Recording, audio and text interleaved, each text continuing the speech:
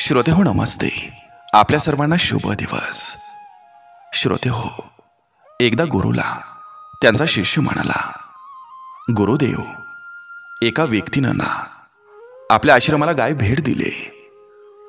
तेव्हा ते गुरु म्हणाले, बरं झालं, दूध प्यायला मिळेल.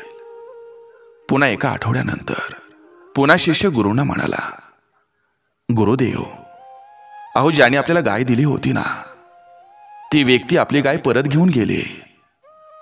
तेव्हा गुरु म्हणाले, बरं झालं, शेण उचलण्याचा त्रास वाचला. श्रोते हो, यातून आपण तात्पर्य काय घ्यायचं, तर परिस्थिती बदलली की आपली मनस्थिती बदलायची. त्यामुळे दुःख हे सुखात बदलतं आणि सुख दुःख तर शेवटी मनाचा खेळच असतोय. इतकंच आपण समजून घ्यायचं आणि आपल्या आयुष्याचा प्रवास हा पण आनंदानं करत राहायचा. नक्की विचार करा. चला, आजही आपल्यासाठी सुंदर विचारांची ही शिदोरी, ही मालिका अशीच पुढे घेऊन आलोय.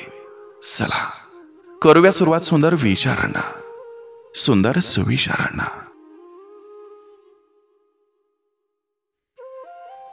मनापासून जीव लावला तर रानातलं पाखरू सुद्धा आवडीनं जवळ येतं. आयुष्य एकदाच आहे, त्यामुळे सर्वांशी प्रेमानं वागा.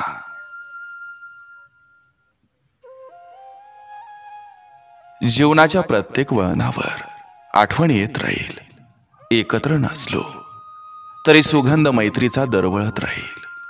कितीही दूर जरी गेलो तरी हे नातं आज आहे तसंच उद्या सुद्धा राहील.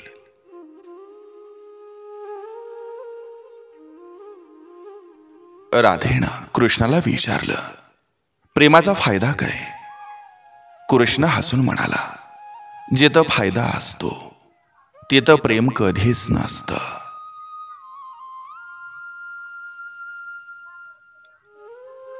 चांगल्या काळात हात धरणं म्हणजे मैत्री नव्हे, वाईट काळात हात न सोडणं म्हणजे मैत्री.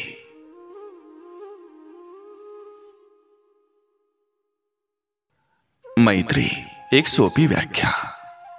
रोज आठवण यावी असं काही नाही, रोज भेट व्हावी असंही काही नाही, एवढंच कशाला रोज बोलणं व्हावं असंही काहीच नाही. पण मी तुला विसरणार नाही ही झाली खात्री, आणि तुला याची जाणीव असणं ही झाली मैत्री. शेवटी काय, भेटी नाही झाल्या तरी गाठी बसणं महत्वाचं. ज्यांनी हे जाणलं त्यांनी माणसातलं माणूस पण जाणलं. हे नाते टिकवा आणि आयुष्याचा आनंद घेत राहा.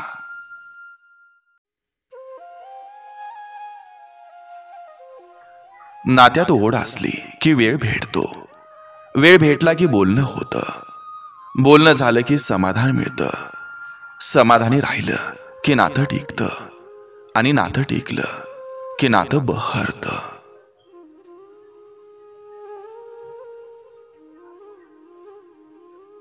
जिथं आपल्या भावना व्यक्त करता येतात तिथं आपलं दुःख हे मन मोकळेपणानं व्यक्त करता येतं. असं हक्काचं नातं म्हणजे मैत्री.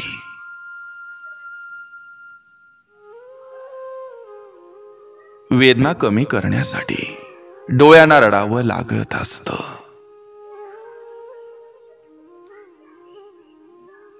मैत्रीत विश्वास आणि समजूतपणा असला की मैत्री आयुष्यभर टिकून राहत असते.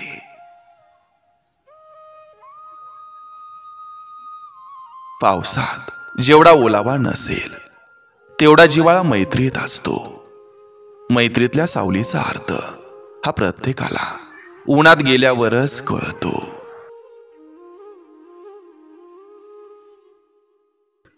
जन्म एका टिंबासारखा असतो, आयुष्य एका ओळीसारखं असतं, प्रेम त्रिकोणासारखं असतं, मात्र मैत्री कायम वर्तुळासारखी असते, कारण तिला कधी शेवट नसतो.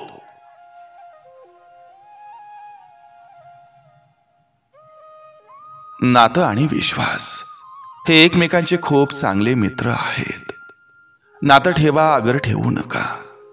विश्वास मात्र जरूर ठेवा, कारण जिथं विश्वास असतो तिथं नातं आपोआप बनत जातं.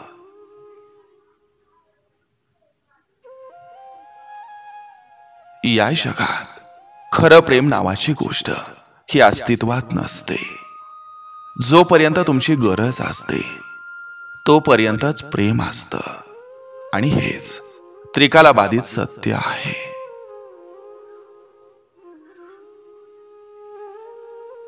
धनाने नाही तर मनाने श्रीमंत व्हा, कारण मंदिराचा कळस जरी सोन्याचा असला तरी लोक दगडाच्या पायरीवर नतमस्तक होत असतात.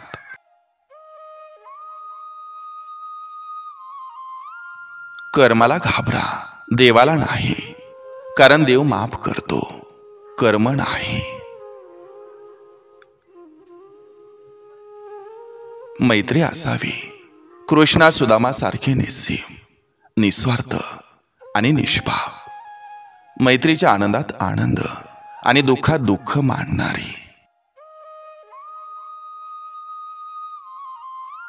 विश्वासानं बांधलेली मैत्री ही काळाच्या प्रवाहात अजरामर राहते.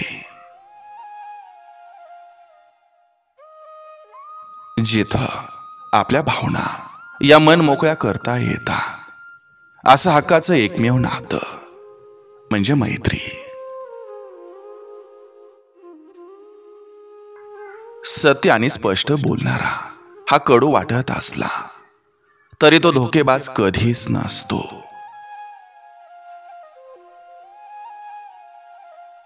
ज्या व्यक्तीला गैरसमज नावाचा आजार झालेला असतो त्या व्यक्तीनं माणसांच्या गर्दीतून थोडं दूर राहिलेलं बरं असतं.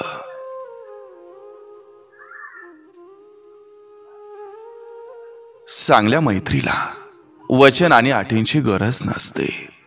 फक्त दोन माणसं हवी असतात, एक जो निभावू शकेल आणि दुसरा जो त्याला समजू शकेल.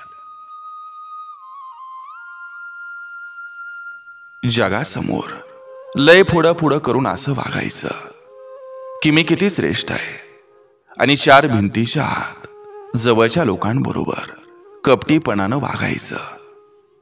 यांचं खरं चेहरं जगासमोर वावरत असतात, आणि अशांचाच जय जयकार होत असतो. अश्रूंची चव ही खारट असते, आणि घामाची ही चव खारट असते. म्हणून रडायचं की लढायचं हे आपण ठरवायचं असतं.